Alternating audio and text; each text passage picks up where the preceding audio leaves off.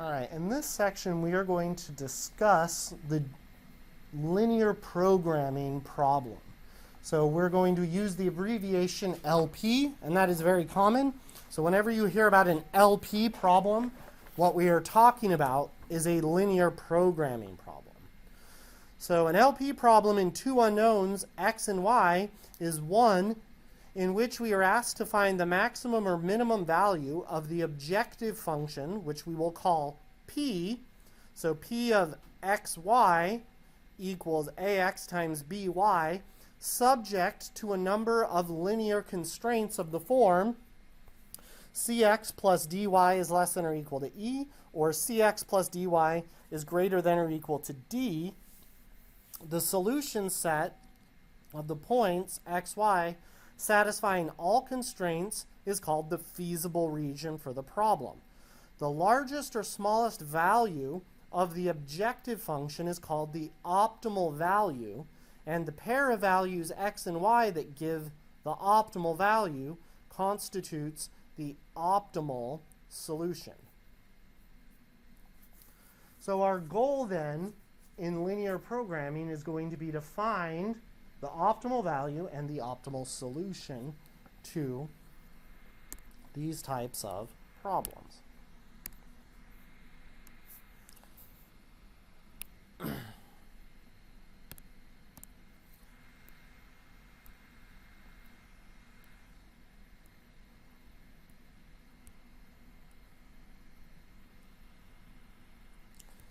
So let's maximize p equals 20x plus 15y subject to the constraints x plus y is less than or equal to 80, 3x plus 2y is less than or equal to 200, x is greater than or equal to 0, and y is greater than or equal to 0. So this is example 4 from 6.1. So we've already graphed our feasible region. Now we want to maximize p equals 20x plus 15y subject to that constraint.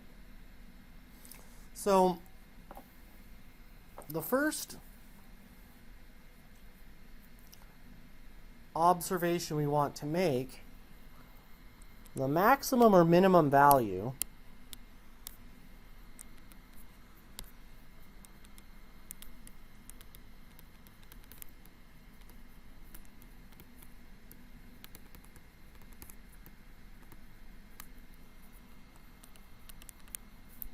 will always occur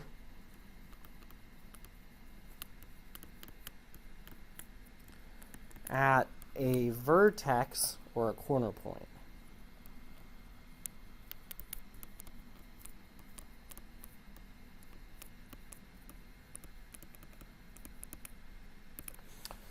We'll justify why that is the case later, but for right now, just believe me for a second. We'll figure out why in a bit. So what it's telling us then is we need to identify all of our corner points. So we have one here. We have one here at 0, 80. We have another corner point here, which we'll have to figure out, and one here at 0, 0. So this one right here is going to correspond to the solution 3x plus 2y is equal to 200, and that occurs when y equals 0. So 3x equals 200, divide by 3, divide by 3. So we get 200 over 3 and 0 for this corner point right here. So all we did was take the green equation that we had, 3x plus 2y equals 200, and we note that on that line, y is equal to 0. So we set y equal to 0 and we solved for x. So we get 200 over 3, 0. All right, so then if we know that the maximum or minimum value occurs at a corner point, we check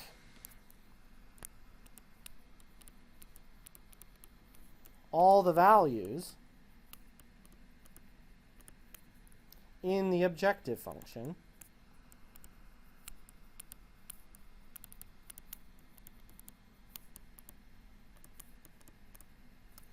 p of x, y. So our objective function is p equals 20x plus 15y.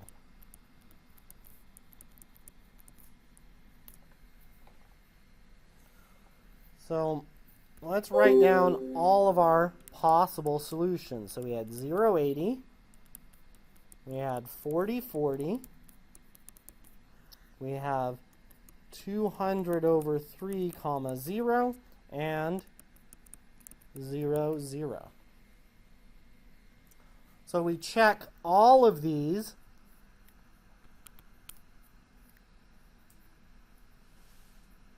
in our function. So we have 0, 80 is going to be 200 times 0 plus 15 times 80.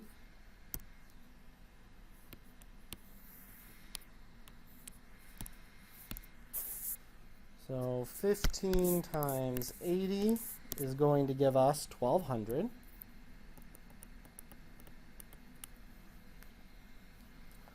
Our next one is going to be P of 40, 40 is going to be 20 times 40 plus 15 times 40. So 20 times 40 plus 15 times 40 gives us 1400.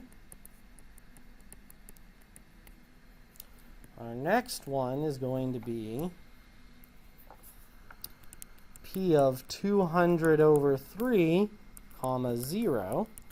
So that's going to be 20 times 200 over 3 plus 15 times 0. So 20 times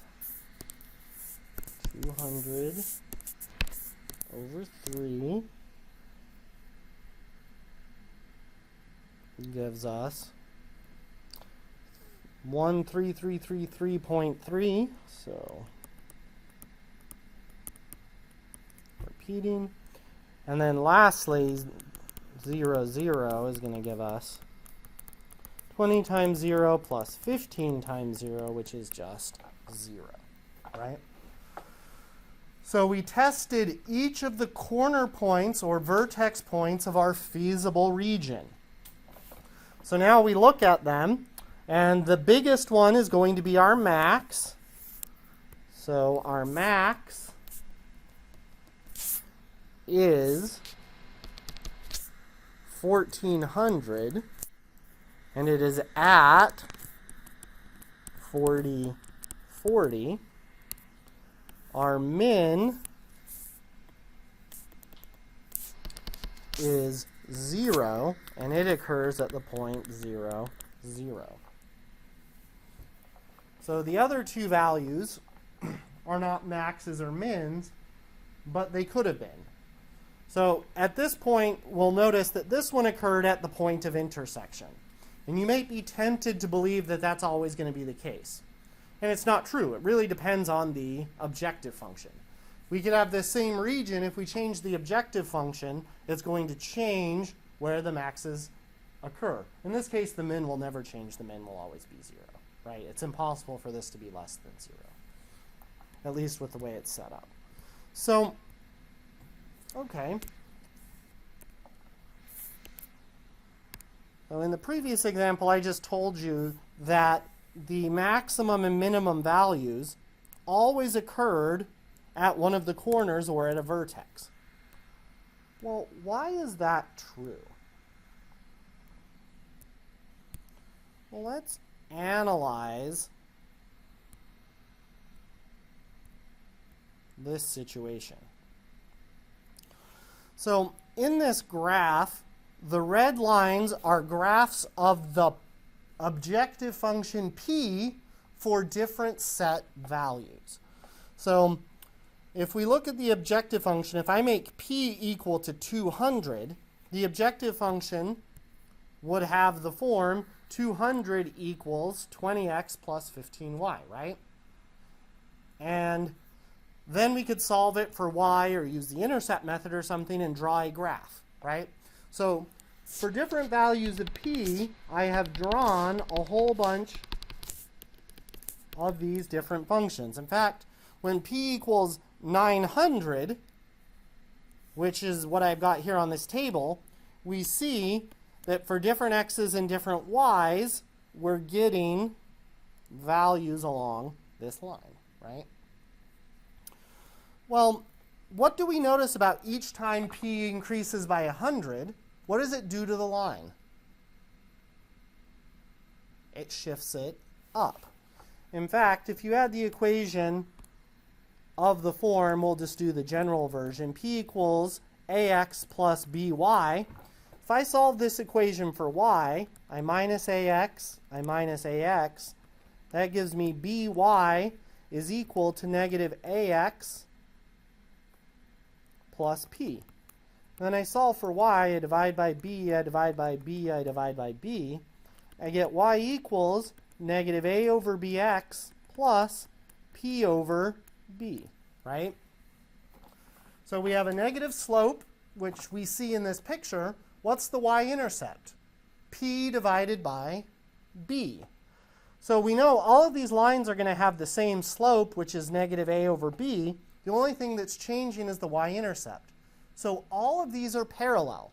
So as we change the value of p, we're creating a family of parallel lines.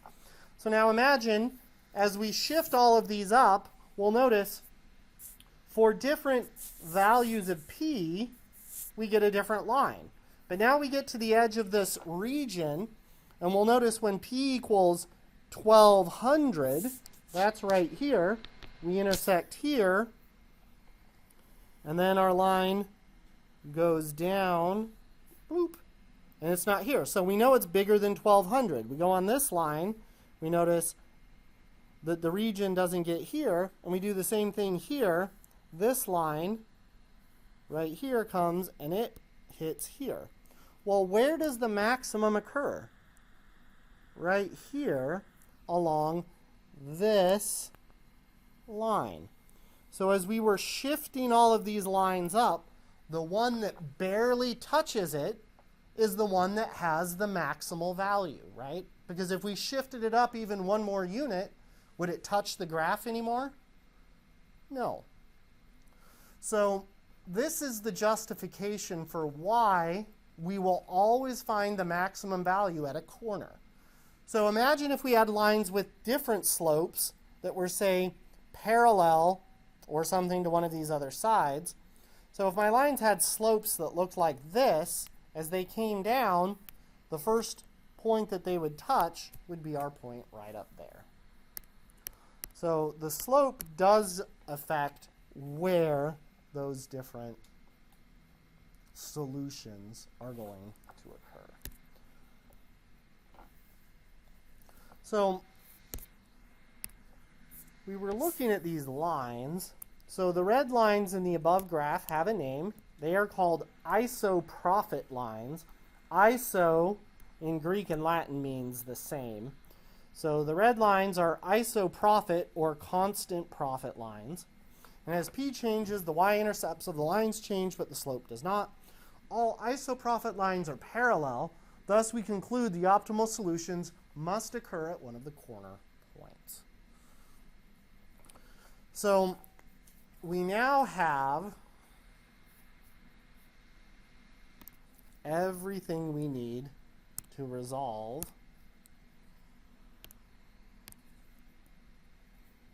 linear programming problems.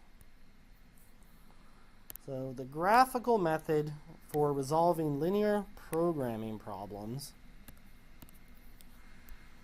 is such. So step one, we will graph the feasible region and check if it is bounded. If it's not bounded, we're going to have a plan B. So the method we're going to talk about right now is only for the bounded regions. Remember, bounded means we can draw some rectangle that contains that entire region. Step 2, compute the coordinates of any corner points. Step 3, substitute the coordinates of the corner points into the objective function to see which gives the maximum or minimum value. Any such corner point is an optimal solution. So essentially, this is just a summary of what we did in the previous problem, but now we're going to do it all in one problem together.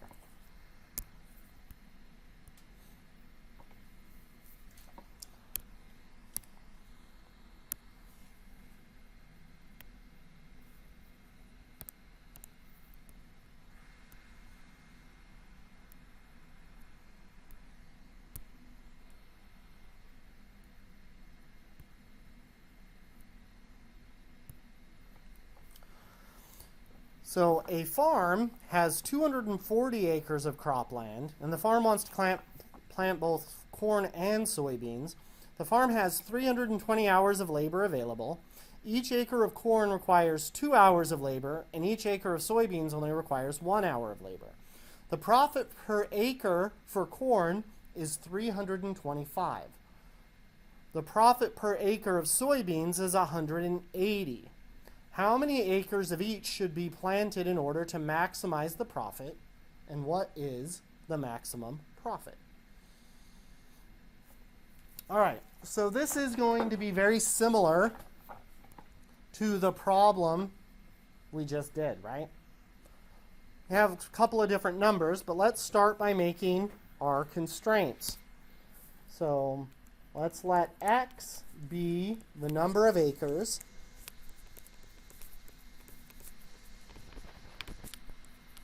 of corn, and y be the number of acres of soybeans.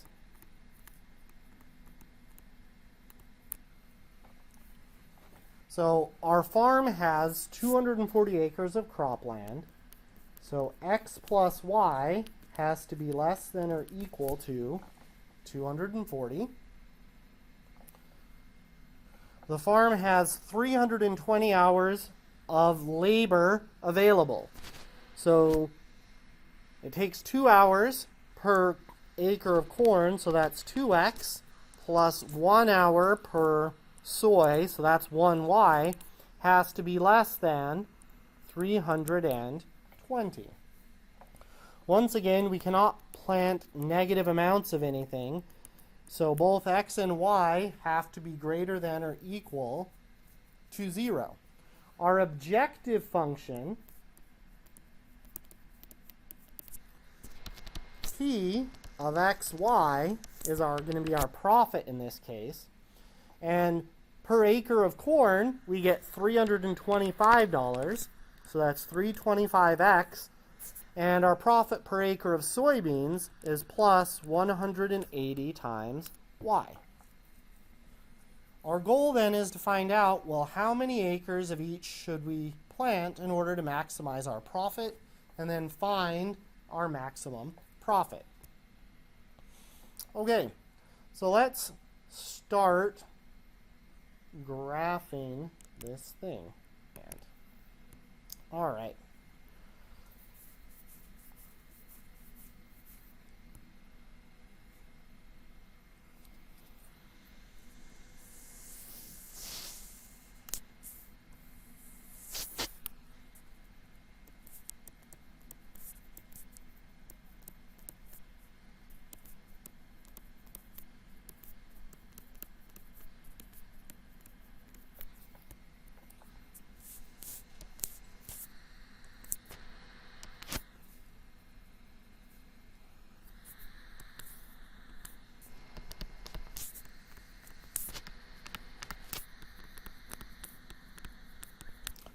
All right, so let's start with x plus y is less than or equal to 240. So the associated equation is x plus y equals 240. So minus x minus x, and this one gives us y equals negative x plus 240.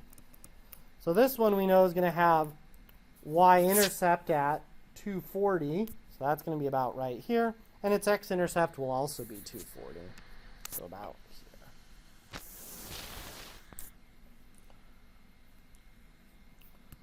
Our next one, which we'll do in red, so we can do the same thing we just did, or we can also use just the 0 method. So when x is 0, that gives us y equals 320. So when x is 0, y is 320. When y is 0, that gives us 2x equals 320. So we divide by 2, we get x is equal to 160. So 160 is about here, and 0.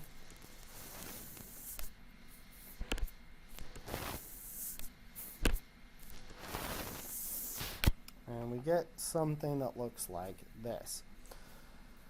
So we test our feasible region. So for both of these, if we test 0, 0 plus 0 is less than 240, so it's below the blue, and 0 plus 0 is less than 320, so it's below the red. So our feasible region is we get rid of everything out here, right? So this is what we don't want. So then we have our corner point that we're interested in that we're going to have to solve for, which is right here.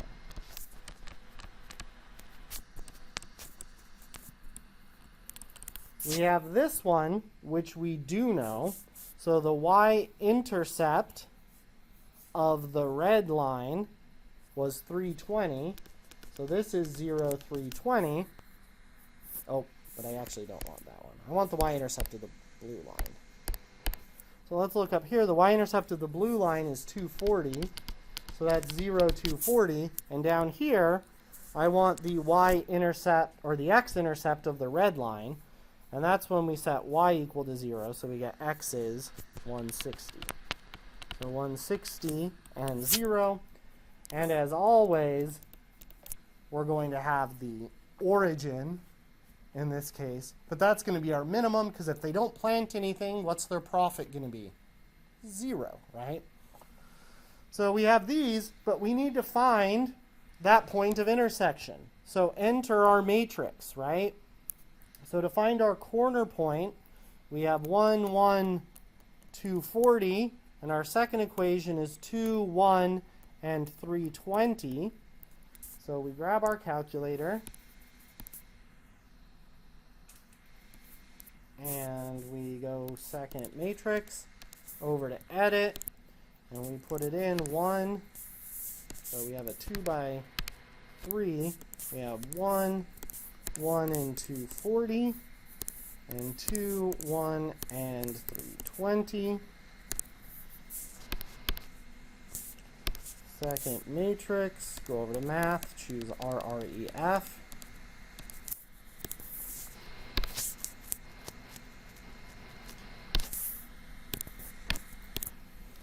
And we get the following matrix.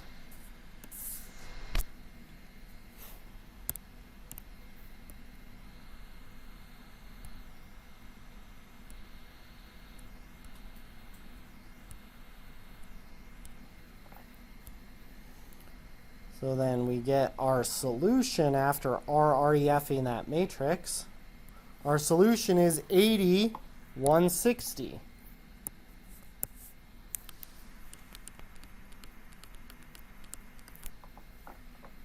Is our solution.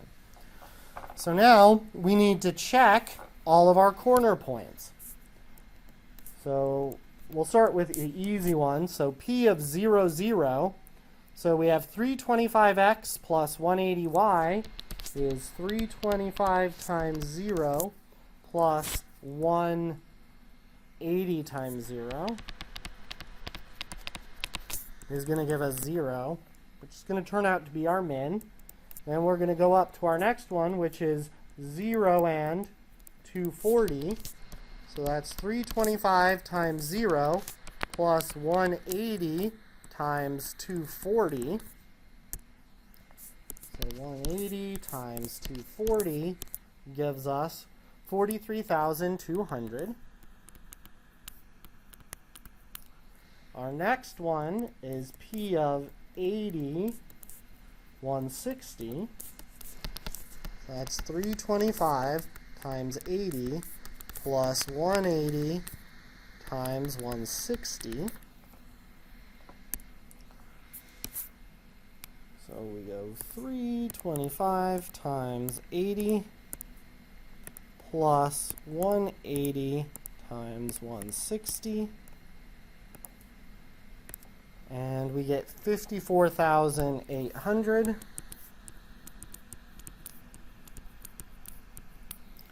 And our last one we need to check is P of 160, comma 0. So that's 325 times 160 plus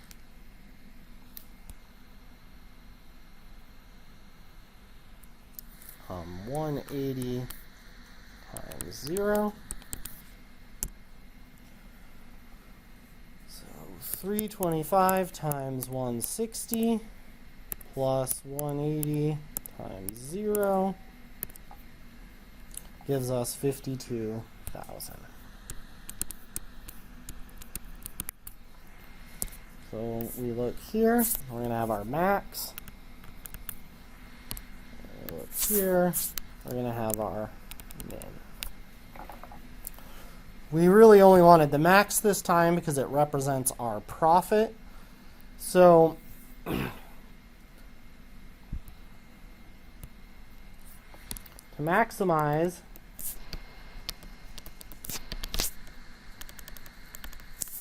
the profit, 80 acres of corn should be planted.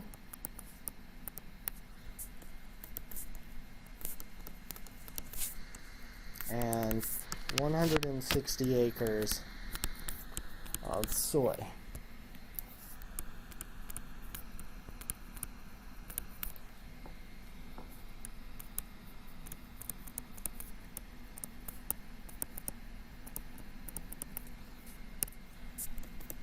The maximum profit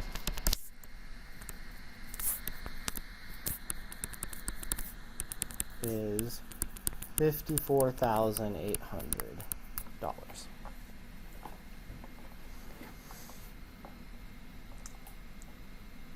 So in that situation, 80 acres of corn and 160 acres of soybeans would maximize their profit in that situation.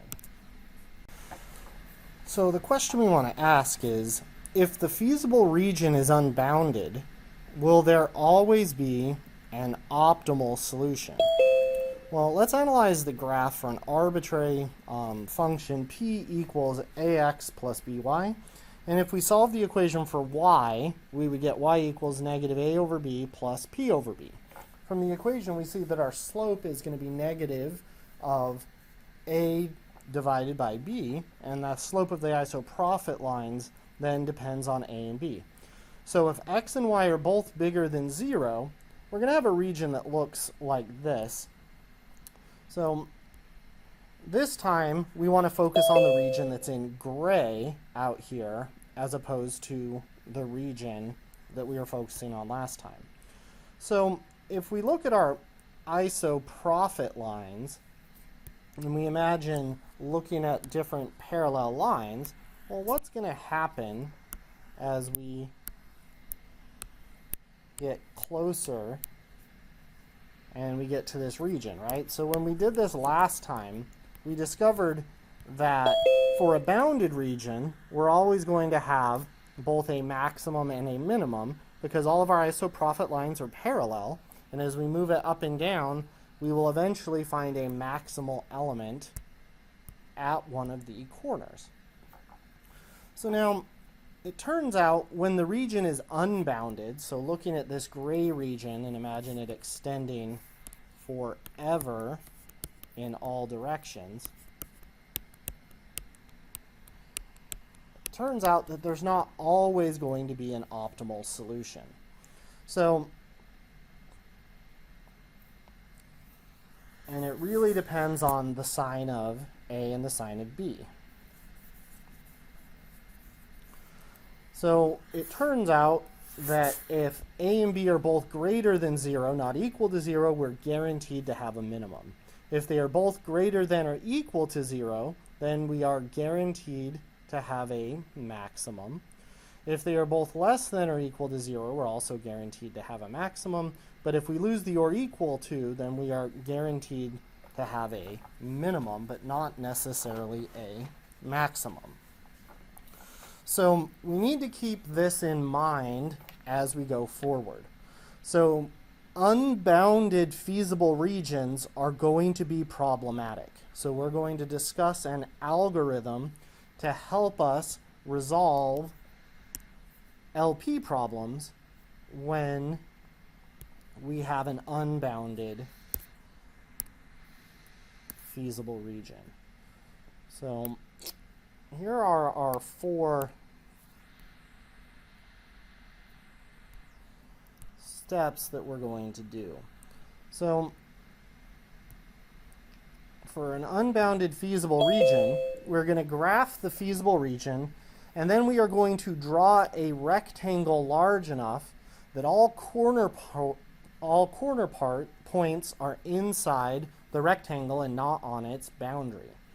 And then we will shade the region outside of the rectangle to define a new bounded feasible region and locate the new corner or corner points. We're then going to obtain the optimal solutions using the bounded feasible region. And then step 4, if any optimal solutions occur at the original corner points, then the LP problem has that corner point as an optimal solution. Otherwise, the LP problem has no optimal solutions. When there is not an optimal solution, we say the objective function is unbounded because it can assume arbitrarily large values, positive or negative. So basically, there is no one method to resolve an unbounded feasible region problem. So our strategy is we create a bounding rectangle that includes all of our original corner or vertex points, and then make a new bounded region and test all of those vertices and see if we can find a max or a min there. And if it happens to occur at one of the original points, then we have a solution. Otherwise, we do not. All right. So let's go ahead and take a look at example number 3.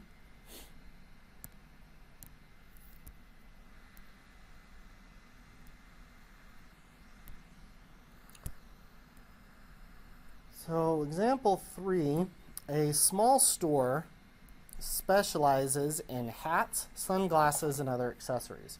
You are considering a sales promotion of a new line of hats and sunglasses. You will offer sunglasses only to customers who purchase 2 or more hats. Your supplier tells you that because of seasonal demand, the order of sunglasses cannot exceed 100 pairs. To ensure that the sale items fill a large display, you estimate that you should order 210 items in all. So we're actually going to do several problems in one here. So the first part, A, says, assume that you will lose $3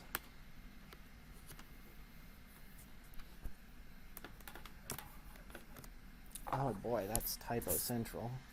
That we will lose $3 on every hat. What that really should say.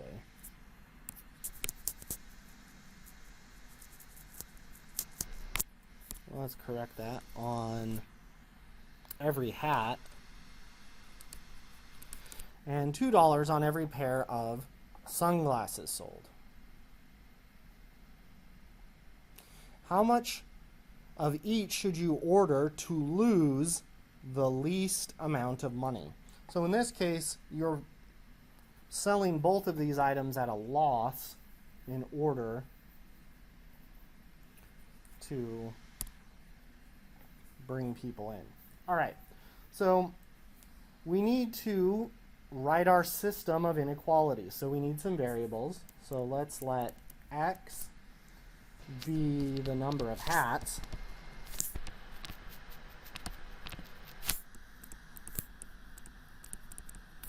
And we'll let y be the number of sunglasses.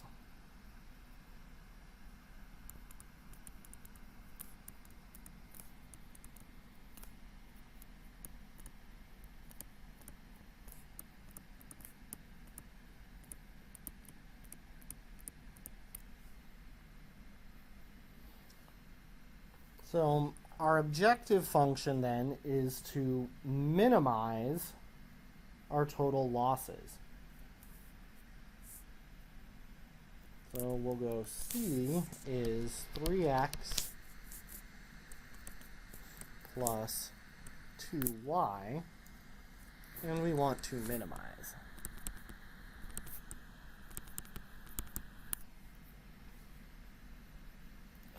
So now we need to write down our system of inequalities. So let's see, what do we know about each of these situations? So let's see, we will only offer the sunglasses to customers who purchase 2 or more hats. So then that means, how does the number of hats need to be related to sunglasses? So let's grab this guy.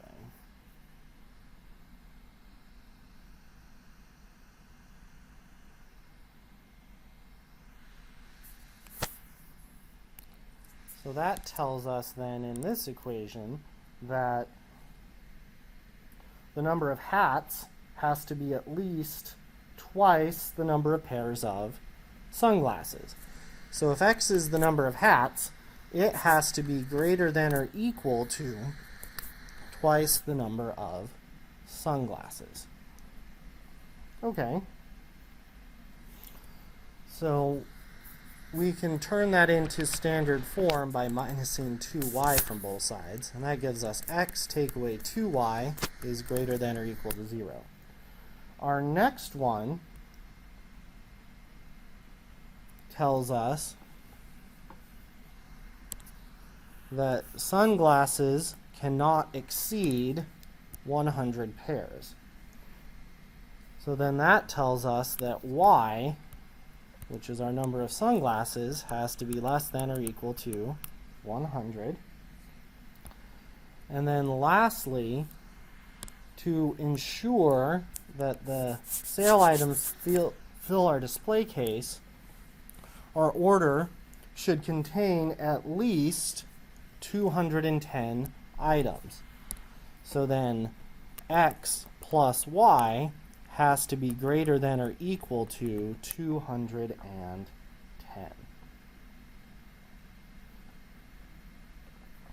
All right, so putting all of these together then, our goal is to minimize our cost function.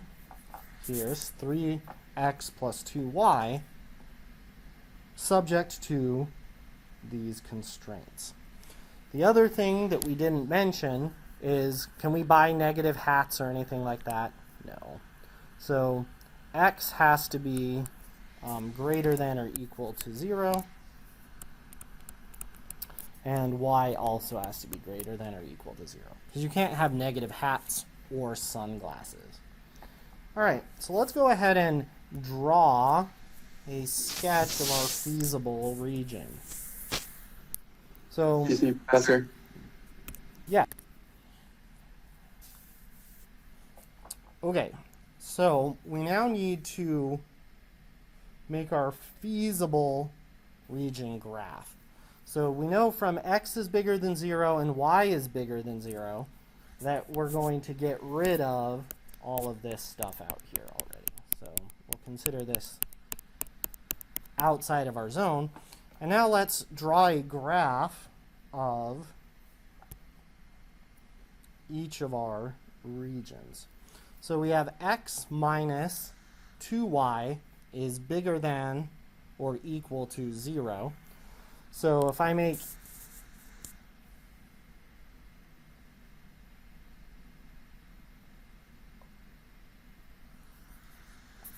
x equal to 0, y is equal to 0, so that would give me the point 0, 0.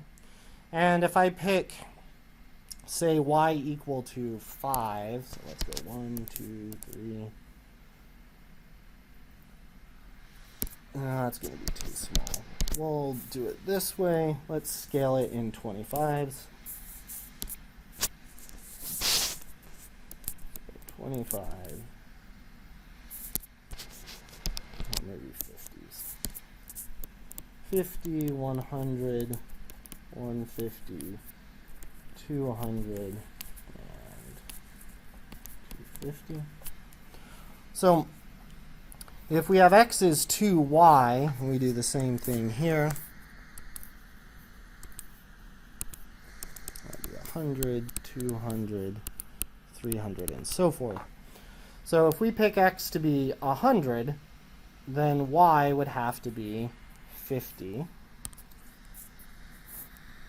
to make that equal to 0. And we're going to get something that looks like this. And then we need to get rid of the part we don't want. So if we pick a point on the x-axis, if x is 200 and y is 0, so this point right here, so if x is 200 and y is 0, 200 minus 0 is bigger than 0. So that's the region we want. So we're going to get rid of all of this over here. Now we're going to do y is less than or equal to 100. And that's just going to be a horizontal line here. And once again, if we test that same point, 200 comma 0, 0 is less than 100, so we want this region. So once again, we're shading this part, so we get rid of this region and everything above that line. And then lastly, we have our green line, which is x plus y is 210. So when x is 0, y is 210. And when y is 0, x is 210. So our region looks something like this. And if we test the point 200 comma 0 again, 200 plus 0 is not in the region. So we want to get rid of everything that is below the green line. So then that leaves our feasible region, which I'll get rid of this in a second, but our feasible region is this part that's in red, right? So it's in between this red line, the x-axis, the orange line, and the green line. So that's our feasible region. So we can identify our corner points. So we have a corner point here, we have a corner point here, and we have a corner point here. So we're going to have to solve for the intersection of some of these points. So we need to solve for the intersection of orange and green. So if we grab our calculator and put in our matrix equation, so our equation in orange is x minus 2y and 0. There we go. Second matrix. Go over to edit. Choose matrix A. We're going to have a 2 by 3 matrix. So we have x, negative 2, and 0. And then our green equation is 1, 1, and 210 in our matrix. And then we go RREF, so second matrix.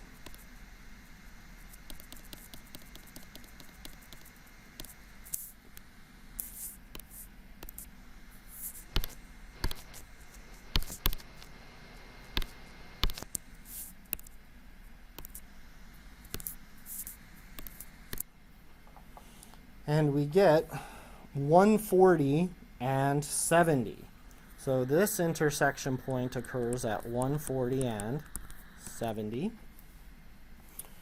The other two we probably don't need to use a calculator for. So the green line intersects the x-axis, so when y is 0, when x equals 210, so this one's going to be 210, comma 0. And the red line intersects the orange line when y equals 100. So we could put 100 in for y here, and that would be negative 2 times 100 is negative 200, so that would make our x 200. So as you can see by my picture, it's not all that accurate. But it's okay, because we found the points that we needed. All right, so now we have all of our corner points that we have listed here.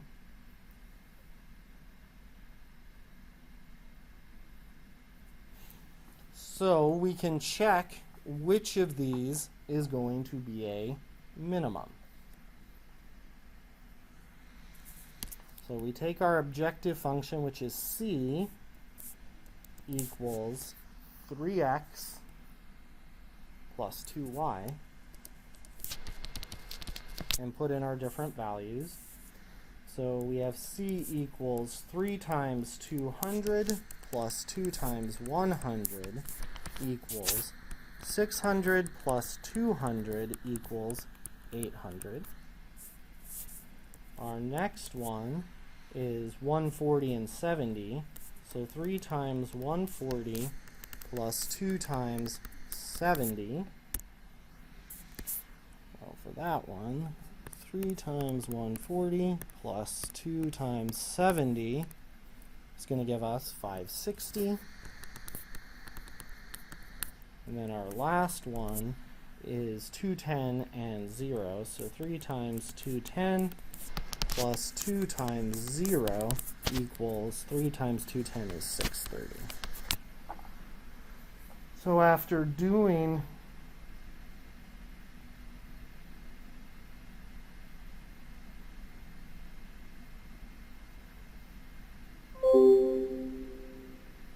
all of our computations, we find that our minimum value occurs here. So the least amount of money that we could lose is $560, and we get that by doing x equals 140 and y equals 70. So going back to our list, x is the number of hats and y is the number of sunglasses. So 140 hats and 70 sunglasses minimize the losses.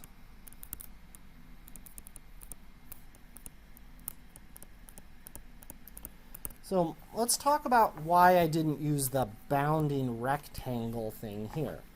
So when we had an unbounded feasible region, it said we needed to draw a rectangle to create a bounded region so we could do that. But this time I didn't do that. Well, why is that the case? If I go back up to this region, what's going to happen as I move to the right here? If I just keep buying more and more and more and more hats, what's going to happen?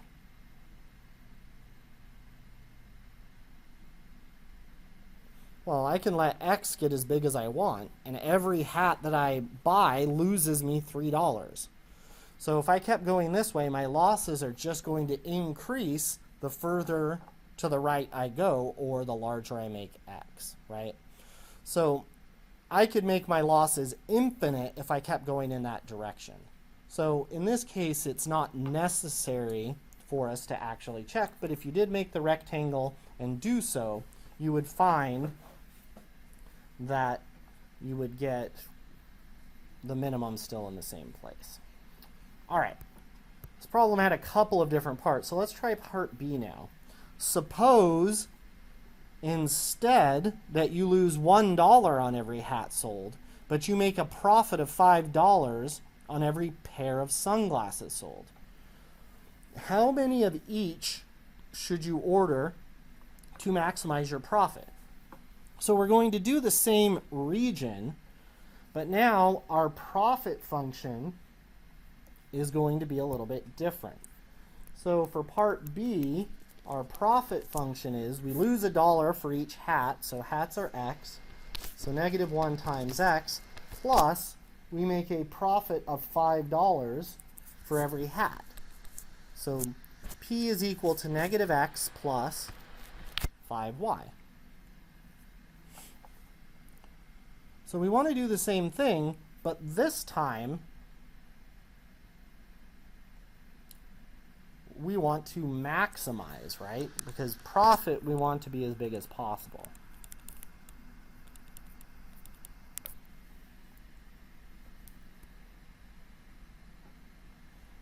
So we're going to do the same thing, but this time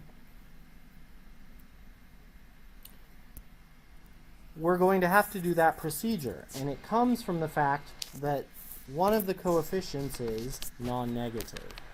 So the x coefficient is non-negative.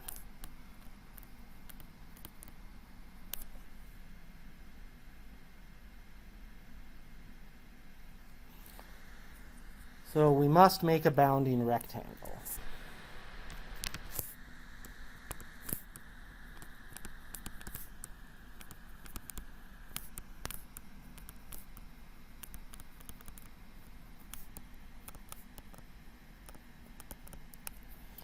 So our bounding rectangle needs to cover all of our corner points. So I'm going to make my bounding rectangle cover all of my corner points, and then I shade anything outside of that bounding rectangle. When I do so, this introduces 2 new corner points. So I now have 2 new corner points that I'm going to need to check. So in order for this bounding rectangle, I really need to know a value of this line. And to make it past both of these, my x values here are 200 and 210. I'm going to do x equals 250, because then each of these ordered pairs are 250, 0, and this ordered pair is going to be 250, and the y value is constant on that line at 100. So we're going to use our same 3 corner points plus our 2 new corner points. So we're going to test our old corner points in our new function, which is 200, 100, 140, 70, 210, 0, and then our 2 new ones are 250, 100, and 250, 0.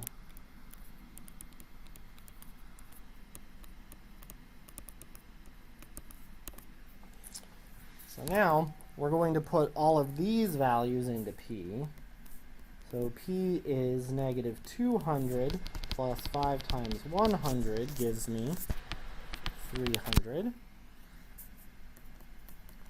P is -140 plus 5 times 70. So 5 times 70 is 350. 350 plus -140 is 210.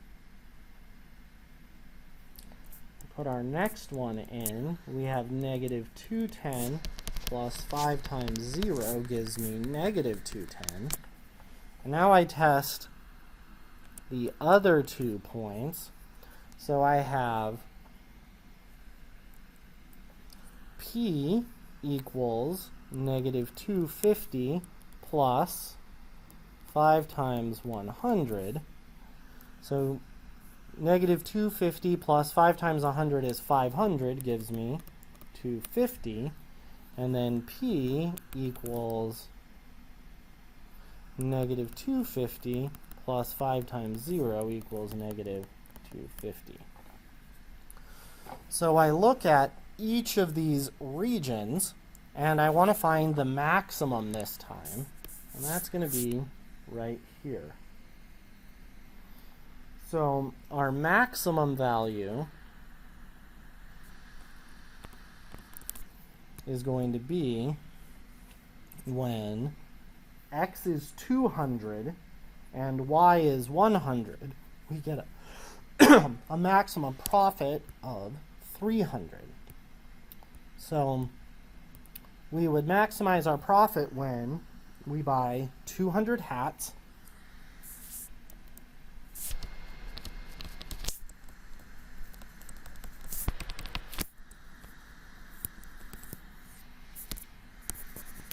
occurs when 200 hats and 100 sunglasses are sold. The max profit is 300.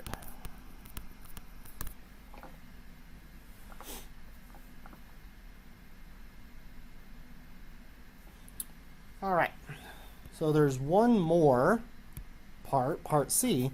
Now suppose you make a profit of $1 on every hat, but lose $5 on every pair of sunglasses. How many of each should you order to maximize your profit? So we're going to get our profit function is 1 times x minus 5 times y. So for part C, our new profit function is x minus 5y. So when we do this,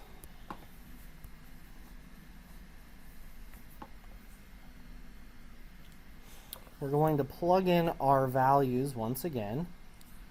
So we're going to have 200 and 100. Which gives us negative 300. So P equals, our next point is 140 and 70. So 140 minus 5 times 70 is going to give us 140, take away 350 is negative 210.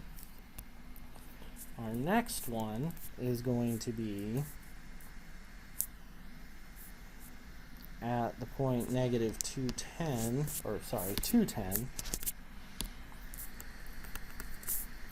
minus 5 times 0 is going to give us positive 210. And then we test our two other arbitrary corners. So P is 250 minus 5 times 100, which gives us negative 250. And then lastly, we have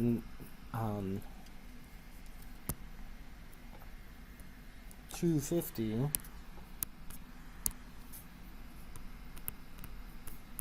minus 5 times 0 is going to give us positive 250. And we want to find our maximum profit this time, which occurs right here. So it occurs at the point 250, 0. If we go back to our graph, that's actually one of these points that's not in the region. So what does that tell us? Well, that was one of the arbitrary ones we put to make it bounded. So similar to what happened if we kept going this way, we could make our losses infinite. In this one, if we keep going this way, we can make our profit infinite. So this solution, or this problem, does not have an optimal solution.